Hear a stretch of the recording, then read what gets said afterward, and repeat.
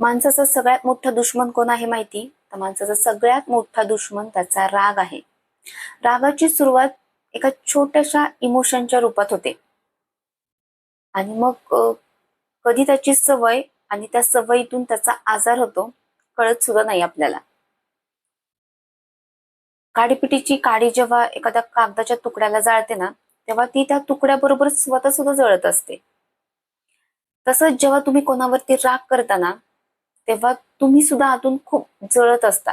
तुम्हाला सुद्धा आतून खूप जास्त त्रास होत असतो.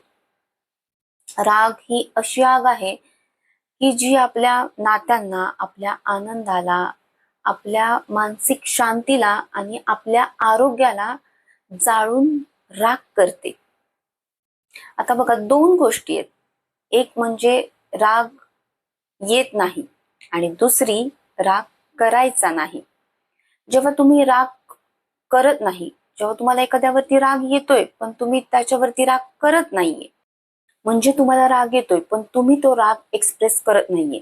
पण तुम्ही एक गोष्ट लक्षात घ्या, ते हार्मोन्स, केमिकल्स ते तर तुमच्या बॉडीमध्ये बनले ज्याच्यामुळे तुम्हाला राग येतोय आणि तुम्ही काय करताय, त्या हार्मोन्सला, केमिकल्सला दाबताय. आणि निसर्गाचा एक रूल आहे, जेव्हा एखाद्या गोष्टीला थांबवलं जातं, दाबलं जातं, तेव्हा ते दुसऱ्या वेनी बाहेर येतात. आणि जेव्हा त्या दुसऱ्या वेनी बाहेर येतात ना, तेव्हा त्या आधीपेक्षा मोठ्या रूपामध्ये बाहेर येतात.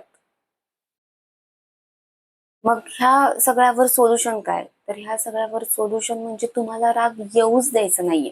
आणि राग कधी येत नाही, जेव्हा आपण समोरच्या पर्सनकडे दयेच्या भावनेतून बघतो, त्याला आपलं समजतो, तेव्हा आपल्याला राग येत नाही.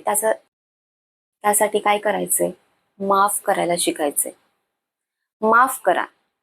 समोरचा पर्सन डिझर्व करतोय म्हणून नाही, तर तुमच्या मनशांतीसाठी त्याला माफ करा. बघा, ट्राय करून बघा. बरोबर आहे ना?